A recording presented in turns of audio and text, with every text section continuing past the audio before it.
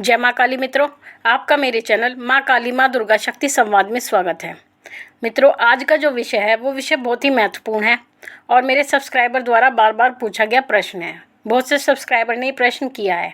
उनका कहना ये है कि हमारे शरीर पर सवारी आती है और हमारे परिजन इसका विरोध करते हैं, तो ऐसी परिस्थिति में हम क्या करें। देखिए मित्रों, अगर आप मेरे चैनल पर नए हैं तो आप मेरे चैनल को सब्सक्राइब करें, लाइक करें, शेयर करें, साथ ही नोटिफिकेशन बेल को भी प्रेस करें, जिससे मेरी आने वाली वीडियोस का नोटिफिकेशन आपको तुरंत मिल जाए। देखिए, जिन व्यक्तियों के ऊपर भी सवारी आती है, बहुत से ऐसे व्यक्ति हैं जिनके ऊपर सवारी आती है, सवारी आना प्रारंभ हुई है और उनके परिजन जो होते हैं वो इस बारे में कोई ज्ञान नहीं रखते। तो ऐसी परिस्थिति में वो क्या सोचते हैं कि हमारे घर का जो परिजन है वो बच्चा भी हो सकता है, बेटा बेटी या बहू भी हो सकती है, या बेटा भी हो, कोई भी हो सकता है। ऐसी परिस्थिति में एक तो वो घबरा जाते हैं। उन्हें ये लगता है कि इसके ऊपर ऐसी क्या परिस्थिति बनी है जो ये बच्चा खेलने लगा है या अलग अलग तरह की बातें करने लगा है, तो वो उसको देख के घबरा जाते हैं और इस बारे में उन्हें ज्ञान नहीं होता कि ये क्या चीज़ है। तो इस कारण से भी वो इसका विरोध करते हैं। ज्ञान के अभाव में भी वो ऐसा करने लगते हैं। दूसरी चीज़, अगर वो इस चीज़ का ज्ञान रखते हैं कि ये सवारी है और सवारी के बारे में अच्छी तरह ज्ञान रखते हैं और उसके बाद भी वो इस बात को नकारते हैं कि ये सवारी हमारे परिजन के ऊपर आई है, तो इस परिस्थिति में वो व्यक्ति क्या करे जिसके ऊपर सवारी आई हुई है।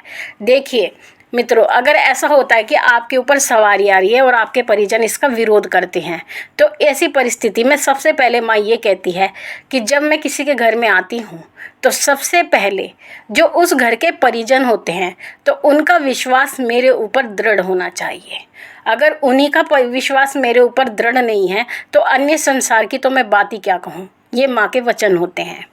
तो सबसे पहले जो उस घर के परिजन होते हैं उनका विश्वास आपके ऊपर दृढ़ होना चाहिए, और अगर उनका विश्वास आपके ऊपर दृढ़ नहीं है और माँ आती हैं और वो आपको कुछ भी अपशब्द बोलते हैं, मैं उन शब्दों के बारे में कहूँगी नहीं, वो कुछ भी आपको कहते हैं, तो ऐसी परिस्थिति में ये बात बनती है कि आपको माँ भगवती से प्रार्थना करनी चाहिए कि वो आपके शरीर पर ना आए जब तक आपके परिजनों को इस बात का विश्वास ना हो जाए।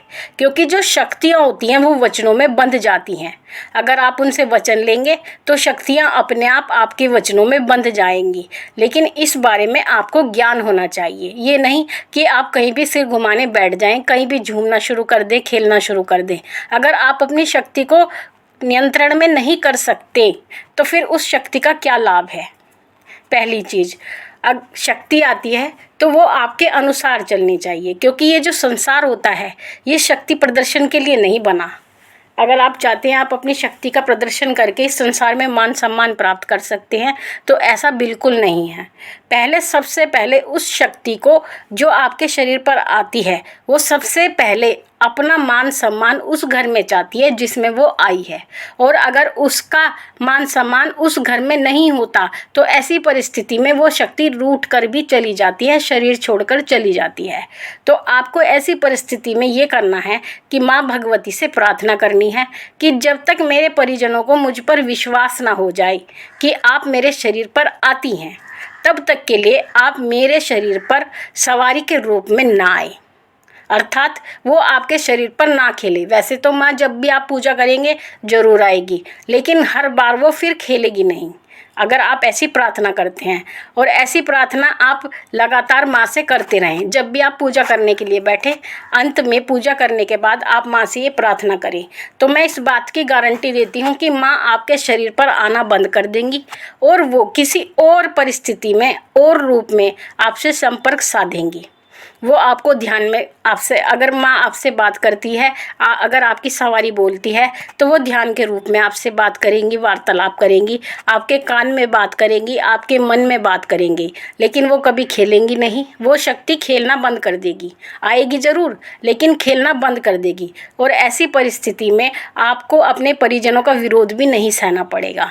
और माँ भगवती की ऐसी इच्छा होती है कि जब वो आए तो उनका मान सम्मान हो। तो माँ आपके जो परिजन होते हैं और उन परिजनों का मस्तिष्क अपने आप बदलना शुरू कर देंगी जब आप उनसे प्रार्थना करोगे। लेकिन अगर आप ये चाहोगे कि आप लगातार घर में बैठकर खेलते रहो और आपके परिजन इसका विश्वास करें, तो ऐसा बिल्कुल नहीं होता, क्योंकि मित्रों, भक्ति में ही शक्ति होती है। अगर आपकी भक्ति सच्ची है तो माँ भगवती आपके लिए हर वो परिस्थिति बना देगी जो आपका सकारात्मक रूप से सहयोग करेगी। तो ऐसी परिस्थिति में आपको माँ से वचन करने हैं, वचन माँ से लेने हैं, तो माँ आपके शरीर पर खेलना बंद कर देगी और वो आएंगी ज़रूर लेकिन खेलेंगी नहीं। तो ऐसी परिस्थिति में आपका जो परिजन है वो आपका विरोध भी नहीं करेंगे। माँ भगवती से आपका जो है दूसरी रूप से संपर्क होना प्रारंभ हो जाएगा, जो आपके लिए आसान भी होगा। वो आपके प्रश्नों के उत्तर भी देंगी, क्योंकि जब भी माँ आती हैं ज़रूरी नहीं वो खेले ही, बिना खेले भी माँ आती हैं। अगर आप ये सोचते हो कि माँ केवल खेल कर आती है, तो माँ बिना खेले ही आती हैं।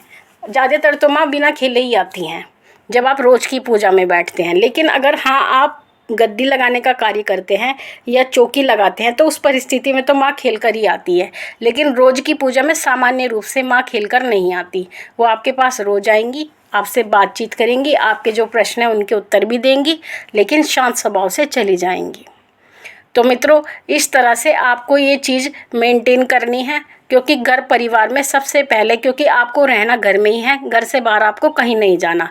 तो ऐसी परिस्थिति में आप कोई भी ऐसा कार्य ना करें जिससे आपकी पूजा में व्यवधान आए, क्योंकि सवारी आना आवश्यक नहीं है। आवश्यक ये है कि आपकी जो पूजा सेवा है वो नियमित रूप से चलती रहनी चाहिए, उसमें कोई व्यवधान नहीं आना चाहिए, क्योंकि वो पूजा ही एक ऐसी चीज़ है जो आपकी शक्ति को बढ़ाती है, आपकी सवारी को खोलती है, और माँ उसी पूजा उसी सेवा से माँ प्रसन्न भी होती है, और उसी के द्वारा आपकी शक्तियाँ बढ़ती हैं, खोली जाती हैं माँ के द्वारा।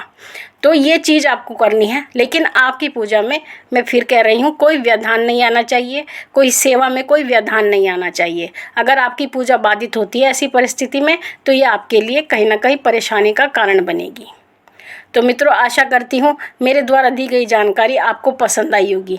इसी प्रकार की जानकारी को प्राप्त करने के लिए आप मेरे दूसरे चैनल को भी सब्सक्राइब करें, जिसका नाम है माँ काली माँ काल शक्ति उपासना। मित्रों, जैसा कि मैंने कहा था, मैं अपने 2 सब्सक्राइबर का प्रश्न लूँगी। तो जो है, मैं इस समय जो प्रश्न ले रही हूँ वो है सोम प्रकाश जी का। उनका कहना है, जय माता दी जी, मैंने पहले भी कमेंट में एक सवाल किया था कि मेरे घर के मंदिर में कोई मूर्ति या जोत बाती कोई चूहा हर रोज़ मूर्तियाँ गिरा जाए तो इसका क्या कारण है। मेरा नाम हरीश है, और आप अगली वीडियो में मेरे कमेंट का जवाब ज़रूर दें। जय माँ काली, जय माँ कलकत्ते वाली की। देखिए हरीश जी, अगर आपके साथ ऐसा होता है कि कोई भी चूहा आकर के आपके दिए की बाती गिरा देता है या आपके घर की मूर्तियाँ गिरा देता है, तो ये एक सामान्य बात है, क्योंकि पूजा घर में चूहे का मूर्तियाँ गिराना और बाती गिरा देना सामान्य बात है। चूहे ऐसे काम करते रहते हैं, इसमें कोई घबराने वाली बात नहीं है। ये कोई आध्यात्मिक वजह नहीं है, कारण नहीं है जिस कारण से ऐसा हो रहा है। क्योंकि कोई भी जीव आता है भगवान के पास, आपने देखा होगा, कोई भी जीव भगवान के मंदिर में आता है या कोई मूर्ति के ऊपर भी कोई चीज़ रेंगती है, तो भगवान उसको कभी नहीं हटाते। इसका क्या कारण है? इसका कारण ये है क्योंकि भगवान ने सबको स्वतंत्र बनाया है। हर जगह हर किसी को आने जाने का पूरी स्वतंत्रता होती है। चूहा हो या बिल्ली हो या कोई भी जीव हो, वो भी भगवान के मंदिर में आ जा सकता है। तो आप इस बात को अन्यथा ना लें। अगला प्रश्न है जय माँ काली का। जय माँ काली नाम से ये है आईडी।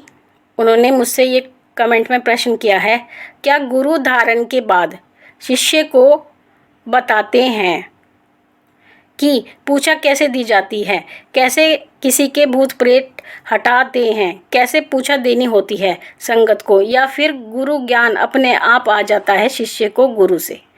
देखिए, अगर आप गुरु धारण करते हैं तो ऐसी परिस्थिति में अगर आप गद्दी लगाने के लिए जा रहे हैं, तो ऐसी परिस्थिति में क्या होता है कि जो माँ भगवती आपके शरीर पर आई हुई हैं या किसी भी देवता की शक्ति आपके पास आई हुई है या सवारी आपको प्राप्त है, तो जो शक्ति होती है उसके भी अपने नियम होते हैं।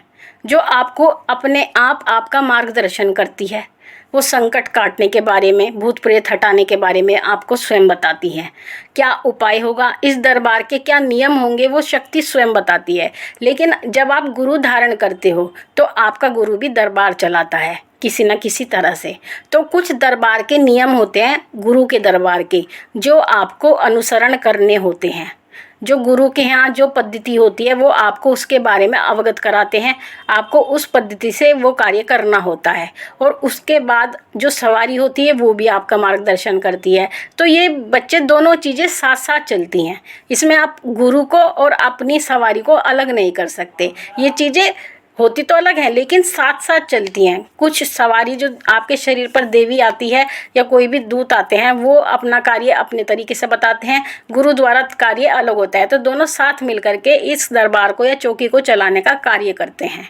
तो हम ये नहीं कह सकते कि गुरु कुछ नहीं करता या जो दूत आते हैं वो कुछ नहीं करते। करते दोनों ही हैं और दोनों ही आपकी चौकी या गद्दी चलाने में आपकी सहायता करते हैं। तो मित्रों, आशा करती हूँ आपको ये ज्ञान अच्छा लगा होगा, आपको अपने प्रश्नों के उत्तर भी मिले होंगे। माँ भगवती से यही प्रार्थना करती हूँ कि वो आपके भंडारे भरती रहे, सभी मनोकामनाओं को वो आपकी पूर्ण करती रहे। फिर मिलूंगी आपसे एक नई वीडियो में। तब तक के लिए जय महाकाली, जय महाकाल।